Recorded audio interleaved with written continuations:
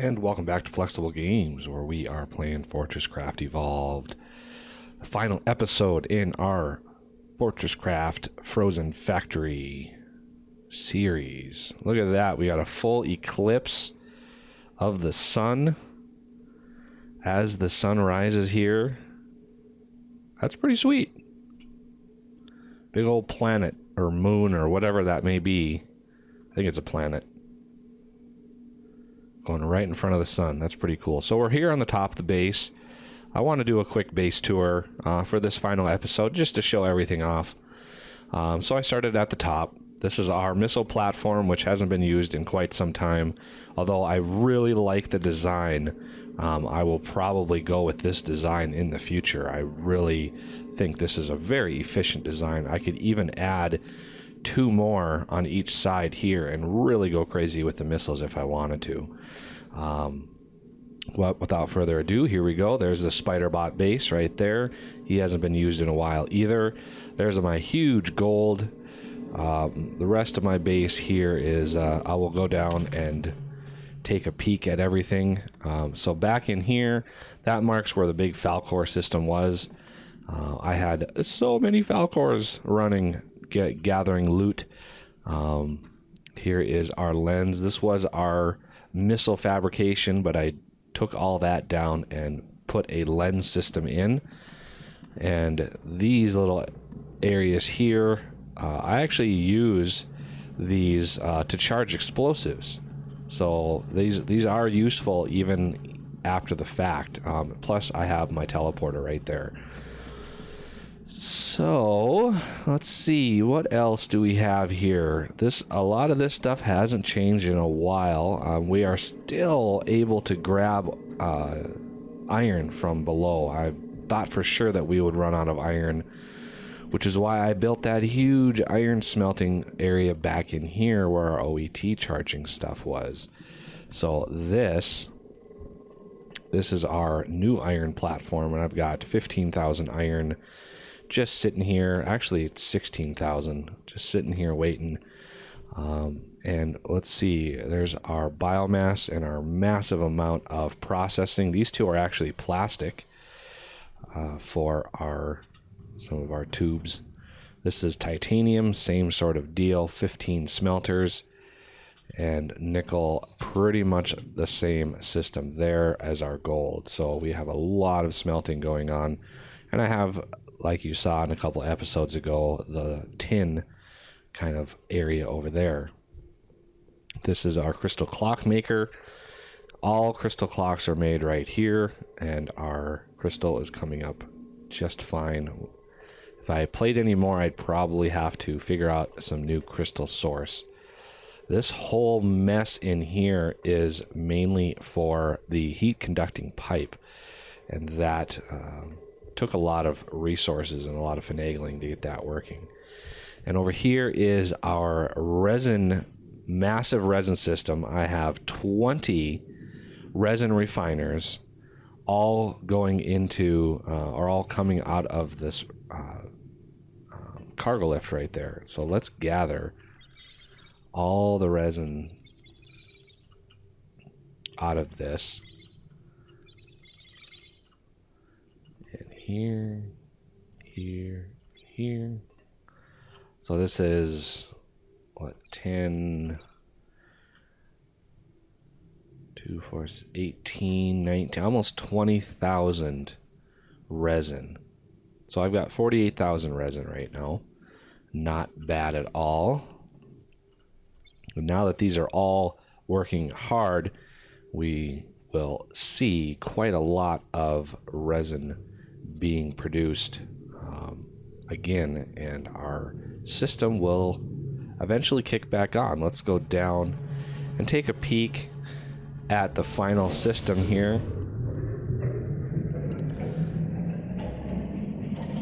You know, when this thing kind of gets backlogged, you have a lot of resin sitting down here, all ablated. So this whole block here is all ablated, ready to go. And as soon as the cargo lift starts really running fast, this will all melt away pretty quickly, actually. I don't want to really wait around. I'd love to wait around and watch when that thing really starts moving back and forth, because we use a lot of resin in that process, and there's a lot of resin right there ready to go. So you can see 967. As soon as that goes down, picks up 1,000, that resin will start to be mined again. And you can see the bank of turbines I have pumping into there. I added 3 more columns of turbines on the back here. As you can see, I've got 3 more columns because I had space to put them into the battery just fine. I could add a 4th and somehow figure out a way to get them in there. I could just like bump it up 1 and do that, and that would allow me to really fill that up fast. So let's go from the top down here.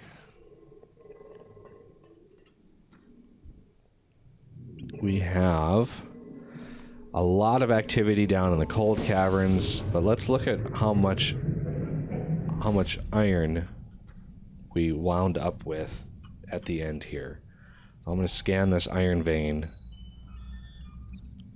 74,000. I want to say that iron was like 2 million when we started. So that's quite a lot of iron. Lithium is back here.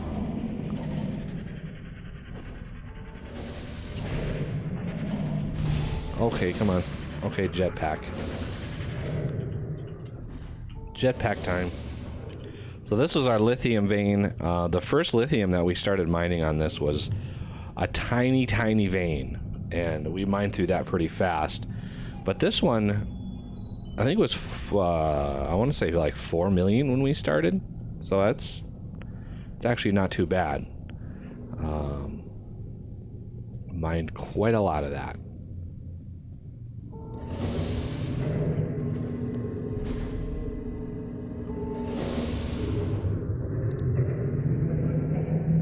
Continuing to go down into the cold caverns where we have all of our frozen factory stuff, pumping out just awesome amounts of minerals and air and all that kind of stuff. So I'm going to run up here. This is the huge bank of filters that we've got now. Just a massive field of those. And we've got lots and lots of filtered stuff ready to go. If I look over here, you can see we have 3,700 stored there, 1,900 stored there, and we are pulling out quite a bit here. Can't quite keep up. I would need maybe another couple. We have the magma bore that's all finished and ready to go. We have our 20 geothermals that are now powering this Mark IV quarry over here, which is using so much power. We are at depth 1,400 meters, and I've also got a supplemental over here. And there's it's a lot of bright light over here. But I ran another conduit over, so we're pumping 70,000 power per second into this thing right now, and it's using every last drop of that power, plus some. I mean, it's not going at full speed. This deep, it would probably be able to pull over 100,000 power per second. So it's really power hungry. And there's our little mass storage system that really didn't get a whole lot of use. I did set the quarry before I started playing. I set it so it didn't mine anything, and it would just straight up dig constantly, which is what I wanted. And I've got this thing. I upgraded this, so these are 5,000 slot hoppers, or 5,001 types now, making 5,000 at a time, which helps in the chromium situation, emptying out these hoppers. There's our power system for the oil or air filtration. This was our initial bank of turbines to power some of the stuff down here. It did its job very well, and now it's basically strictly powering all of the air filters. So all the air filters down here, and then I'm pumping power down, and those are all for air filters down below. All right, continuing our trek downward here.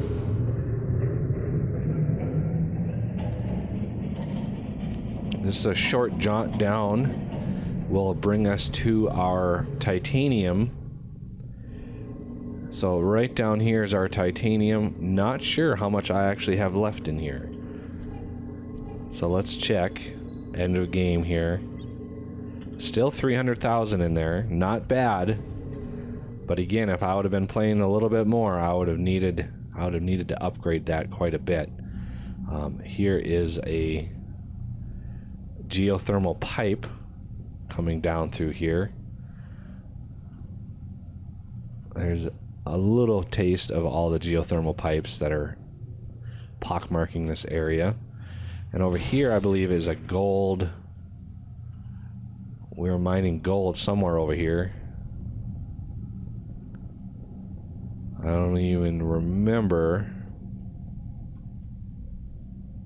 There is a whole lot of something over there.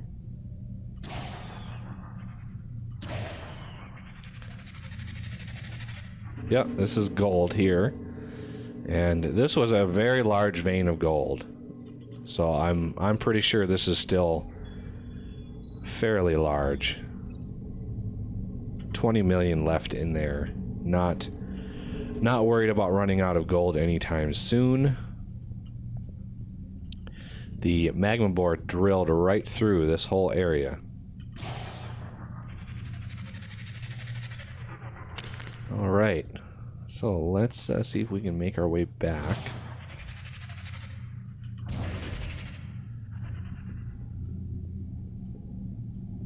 This was the old gold cargo lift right there. So if we're gonna head back down, doing a base tour here.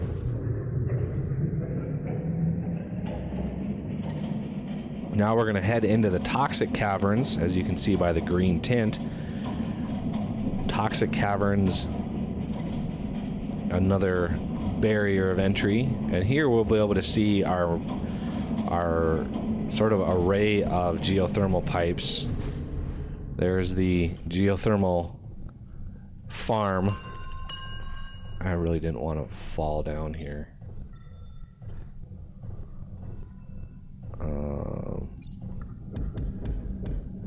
There we go. So there's our massive geothermal farm. I managed to get it in a place that didn't upset any of my ore veins or anything like that, or any of my cargo lifts. So that was nice. And here we have a chlorine system, not even full. I've got a lot of it in there, but not nearly full. And here's our biomass. Our biomass lasted a long. Oh, there's our. I was wondering where that went. Let's see. See how our biomass is doing. This was 1 million. So yeah, we still have 600,000 biomass. Lots and lots of biomass left. And so let's head even deeper. The next stop should be sort of where, for one, we're going to gather our nickel, because I had to go this deep to find a decent sized nickel vein, and also the start of the tier 4 ores. So let's see, is it back in here is where our nickel is? So this is our nickel processing center here. Looks like it's still working. So let's scan this and see. Still 13 million nickel, which is awesome. I love having all that nickel. It's very nice.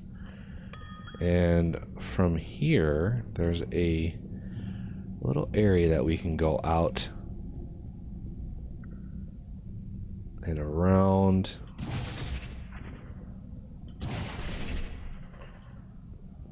And for some reason, there's no laser right here. Why is that?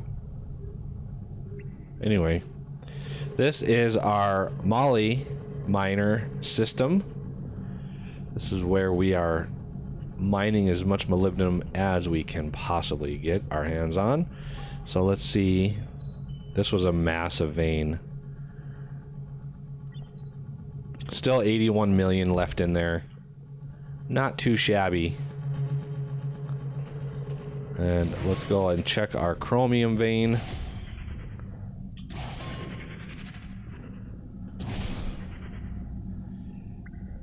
I don't need you there anymore for reasons. And let's take you out. Not that I really have to, but take you out.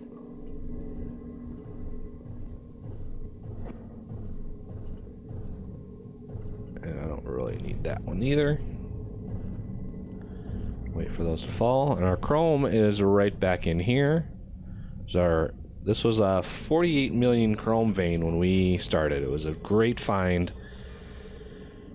And it's still 34 million. So we are doing great on chrome. Diving even deeper. Okay, wrong one. Now we're gonna go into a little bit more dangerous territory. We're getting close to the magma caves now. As our heat builds up, that kind of signifies the magma caves, as well as sort of the orange tint that we'll see kind of in the air. So go down here. This is our sulfur processor, which is great. And now I want to... So this is sulfur. We got lots and lots of sulfur down here. This is completely full. 430 there, 429 there. So we got lots and lots of sulfur. Pretty nice. Now I want to go back up to the cold caves and kind of fall down that hole that was made by the quarry. I mean, it goes down quite a ways, goes past the magma caves. I used a few explosives. Once it hit the magma, it slowed down because it has to look at the blocks in order to process them. So it's a little slower when it hit the magma caves, but once it hits the rock, it starts digging out underneath it. And I just used a few explosives to clear out a lot of that, the magma, so it didn't constantly fall, which causes some lag. So let's fall down this hole. How deep is it? 1,500 meters down. And let's see. I want to be over here, I think. Oh, don't fall. Don't die. Okay, now we're at the toxic caves. I need to be careful.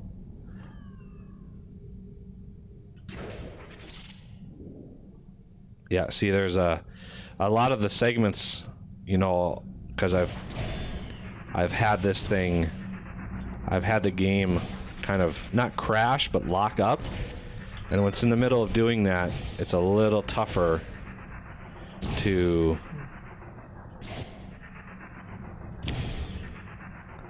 so we should be getting to the caves here soon. We'll see. Yeah, there's the glow. Use my jetpack here. So here is the magma caves. As you can see, I used a few explosives to sort of gut it out here. We hit pretty big vein. Here's some ore that it can't quite, some of these higher tier ores it can't dig out. So we have to be careful with that.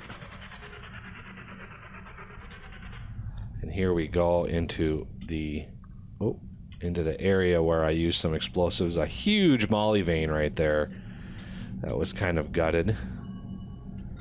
And as we continue going down, not sure what that's all about. But now we're kind of in the realm of who knows what's down here.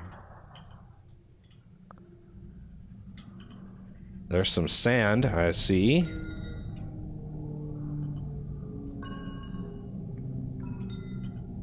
A lot of sand, actually. Uh-oh.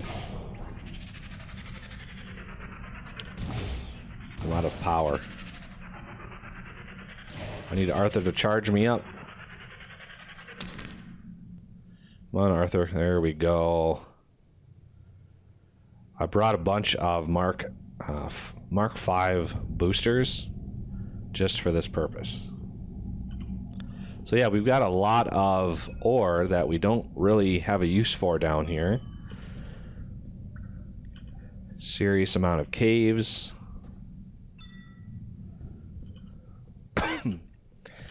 All right. So let's charge Arthur back up. And continuing the process.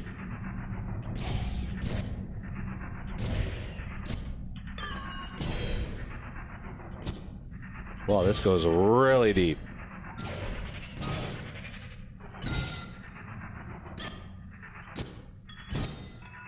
There's the sand. We caught up with the sand. Oh, that's a lot of sand. Okay, let me use the jetpack here a little bit. You can see segments are a little bit tough because of all this falling sand. It makes it a little tougher on the computer. So we are at 1,700 meters now. And it looks like we're nearing the end.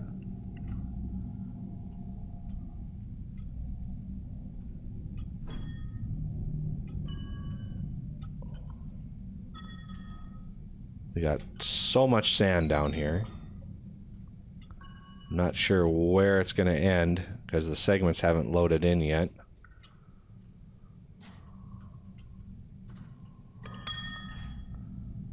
There we go. Now we're loading a little bit. Oh, there we go.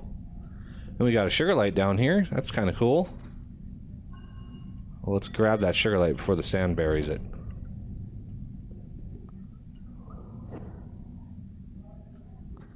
There's probably another one in there somewhere. Oh, it's over here. Not that I need them, but it's always awesome to have. There's probably, yeah, there's definitely another one buried in there somewhere. And now we have a ton of sand down here, so I think it's time for an explosion. You can see how the mine is clearing, and I think we want to put one right here and kind of get a safe distance away.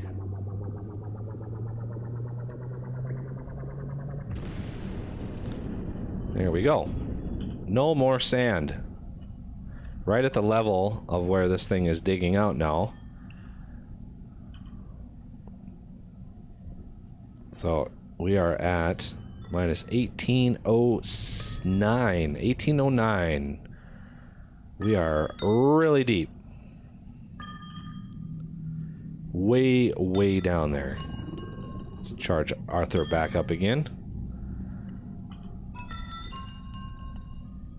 Cool. Let's go over here and see. Is this the magma borehole? Yeah, it is, but it doesn't dig this far down. Just the animation or the texture goes this far down. That must be sort of a bug that this would continue to go, but oh well. There is a lot of sand down here. Yeah, if you get this deep, I mean, it's amazing that there's still caves down here. But after about 2,500 meters, you'll stop seeing you'll stop seeing caves, and you'll basically just see one type of rock, and no more ores will actually generate. So you get deep enough and stuff will stop spawning. And here is a super hard rock vein that we can't do anything with. I haven't seen any uranium around. Usually there's big veins of it down here. But yeah, that is our base. And the last tally here, we are 1,819 meters down. 1,820. So this is just going to keep going if I let it. Well, that'll do it for this episode. The next series is going to be more of a mega base, automate everything, plus try to build some structure, get some pretty buildings, and see what we can do creatively on that front. So I thank you for watching, and I will see you next time.